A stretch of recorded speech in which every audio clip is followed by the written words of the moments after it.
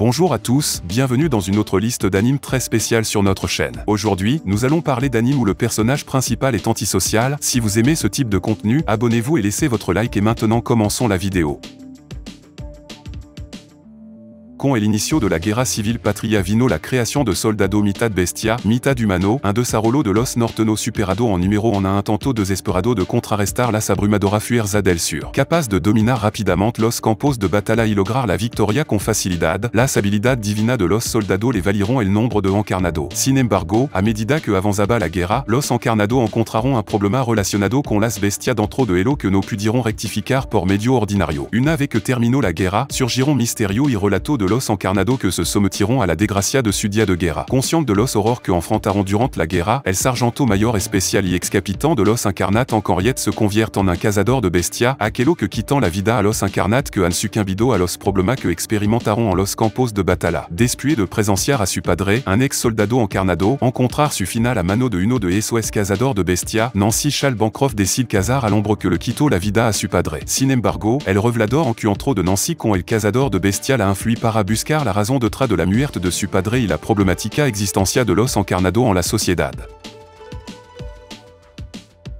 Il y a un dicton populaire, on n'est jamais trop prudent. Il est très important de se préparer à chaque situation à laquelle vous pourriez être confronté, même si cela semble être une perte de temps inutile. Aussi, dans des jeux comme les RPG, il est bon de dépasser le niveau de ses ennemis pour remporter la victoire totale. Ces mots décrivent un peu trop parfaitement Seyar Yugen. Après avoir été convoqué par la déesse Restart pour sauver le monde de Gahabrand de la destruction, le héros se prépare pour son noble voyage. Bien que cela puisse être normal, il passe beaucoup de temps à s'entraîner, malgré des statistiques surpuissantes. Il combat des ennemis faibles en utilisant ses compétences les plus puissante et achète des quantités excessives de fournitures et de potions, le tout pour rester en sécurité. Bien que son attitude puisse être un peu ennuyeuse, cela pourrait être la grâce salvatrice de Gahabrand, d'autant plus que c'est un monde où les forces du mal dominent toutes les attentes. Dans un futur proche, il y a des gens avec un pouvoir spécial appelé Sevens. Il semble que le pays ait maintenu la paix grâce à une société appelée Sumeragi Group, mais ce sont eux qui ont capturé par la force les personnes dotées du pouvoir spécial et ont fait des expériences inhumaines. Gunvolt, le personnage principal qui a le pouvoir de Sevens, faisait partie de Fiter, un groupe résistant qui s'est battu contre le groupe Sumeragi. L'histoire commence par la rencontre de l'héroïne, Xian. Détesté par tout le monde autour de lui, c'est Anda vit sa vie de lycéen considéré comme un paria, ou du moins c'est ce qu'il croit. En réalité, Anda est l'étudiant le plus populaire du campus, vénéré par tous pour ses compétences incomparables en calligraphie, sa beauté et sa personnalité cool. Cependant, en raison d'une série interminable de malentendus, Anda perçoit le culte qu'il reçoit de ses légions de fans comme de l'intimidation, amenant l'idole de l'école à se couper du reste de ses camarades de classe. Mais s'éloigner de ses pairs ne les empêche pas de l'adorer. En fait, ses tentatives pour détourner l'attention de lui-même finissent souvent par convertir involontairement même les étudiants les plus sceptiques en croyants. Mannequins, délinquants enfermés, fangirs obsessionnels, et plus encore, personne ne peut résister à l'éclat de ces Anda. Plus de 300 ans se sont écoulés depuis la guerre de Calamité, le grand conflit entre la Terre et ses colonies spatiales. Maintenant, la Terre est gouvernée par 4 blocs économiques et l'organisation militaire Gjallarhorn est responsable du maintien de la paix. Mars, en revanche, dépend fortement de l'économie terrestre. Horrifiée par les conditions de vie épouvantables que doivent supporter les habitants de Mars, Kudelia Ena Bernstein, une jeune aristocrate de la région autonome de Crise, s'implique dans le mouvement indépendantiste de la planète rouge. Elle fait appel au service d'une entreprise locale, Crise Guard Security, CGS, pour l'accompagner dans son voyage vers la Terre afin de négocier les conditions économiques avec le bloc terrestre qui contrôle la région. La 3e division de l'armée, composée de Mikazuki Ogu, Orga Itsuka et de nombreux autres enfants soldats, est choisie pour la protéger. Lorsque Gjallarhorn attaque les installations du CGS pour assassiner le jeune révolutionnaire menaçant leurs intérêts, Orga et ses camarades ne doivent pas laisser les assaillants atteindre leur objectif. En fait, les actions de Gjallarhorn pourraient s'avérer être le catalyseur involontaire qui conduit les enfants à être les faussaires de leur propre destin.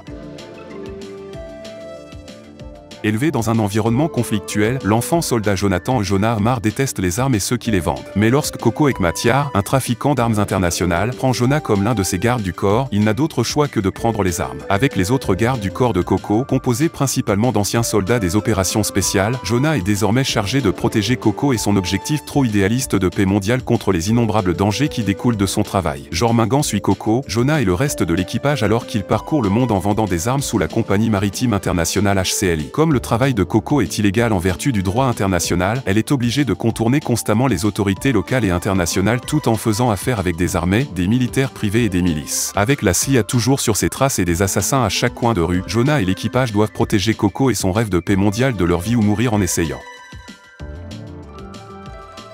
Dans un monde recouvert d'une mer de sable sans fin, navigue une île connue sous le nom de Mudwall. À l'intérieur se trouve une ville ancienne, où la majorité de ses habitants seraient marqués, un trait à double tranchant qui leur confère des capacités surnaturelles au prix d'une mort prématurée. Shakuro est l'archiviste du village, jeune et curieux, il passe son temps à documenter la découverte d'îles retrouvées. Mais chacun est comme les autres, abandonné à l'exception des restes de ceux qui y vivaient il y a longtemps. Pour la première fois en 6 mois, une autre île traverse l'horizon, alors Shakuro et ses amis rejoignent le groupe de reconnaissance. Au cours de l'expédition, ils trouvent des vestiges d'une civilisation archaïque. Et à l'intérieur de l'un de ces restes en ruine, Shakuro découvre une fille qui changera son destin et le monde à l'intérieur de la baleine debout telle qu'il la connaît. Le rare et inexplicable syndrome de la puberté est considéré comme un mythe. C'est une maladie rare qui n'affecte que les adolescents et ses symptômes sont si surnaturels que presque personne ne la reconnaît comme un événement légitime. Cependant, le lycéen Sakuta Azusagawa sait par expérience personnelle que c'est très réel et qu'il se trouve être assez répandu dans son école. Mais Sakurajima est une lycéenne de 3e année qui s'est fait connaître dans sa jeunesse en tant qu'enfant actrice, mais a récemment interrompu sa carrière prometteuse pour des raisons inconnues du public. Avec un air inaccessible, elle est bien connue dans toute l'école, mais personne n'ose interagir avec elle, jusqu'à ce que Sakuta la voit errer dans la bibliothèque dans un costume de lapin. Malgré sa tenue, personne ne semble la remarquer et après l'avoir confrontée, il se rend compte qu'elle est une autre victime du syndrome de la puberté. Alors que Sakuta essaie d'aider Mai à traverser sa situation difficile, ses actions le mettent en contact avec plus de filles atteintes de cette maladie insaisissable. Tout d'un coup, ils sont arrivés, des extraterrestres parasites qui sont descendus sur Terre et ont rapidement infiltré l'humanité en s'enfouissant dans le cerveau de cibles vulnérables. Ces êtres insatiables acquièrent le contrôle total de leur hôte et sont capables de se transformer en une variété de formes afin de se nourrir de proies sans méfiance. Shinichi Izumi, un lycéen de 16 ans, est victime de l'un de ces parasites, mais il ne parvient pas à prendre le contrôle de son cerveau, se retrouvant dans sa main droite à la place. Incapable de déménager, le parasite, désormais nommé Miji, n'a d'autre choix que de compter sur Shinichi pour rester en vie. Ainsi, le couple est contraint à une coexistence difficile et doit se défendre des parasites hostiles qui espèrent éradiquer cette nouvelle menace pour leur espèce. Kogoro Akeshi est le fondateur d'une société d'enquête privée connue sous le nom de Boy Detective Club. Ensemble, ce groupe prend en charge des cas à la fois grands et petits. L'un de leurs membres juniors, Kansu Kanazaki, est en train de résoudre une affaire un jour où il tombe sur Yoshio Kobayashi, un mystérieux garçon amnésique incapable de mourir. Après avoir vu ses capacités en action, Kansu propose un marché à Yoshio, rejoignez le Boy Detective Club et aidez-les à résoudre des cas, et en échange, il trouvera un moyen d'aider Yoshio à mourir. L'apathique Yoshio accepte cet accord à contre-séure, ignorant à quel point sa vie va devenir différente. Bien qu'il n'ait pas beaucoup d'utilité pour les gens, il commence progressivement à reconnaître le groupe au fur et à mesure qu'il passe plus de temps avec eux tout en résolvant des cas. Trickster, Edogawa Rampo au Shunan aidant Yori suit Akeshi et le reste du Boy Detective Club alors qu'ils résolvent les différents cas qui leur sont confiés tout en combattant une menace cachée de l'ombre, The Fiend with 20 Faces.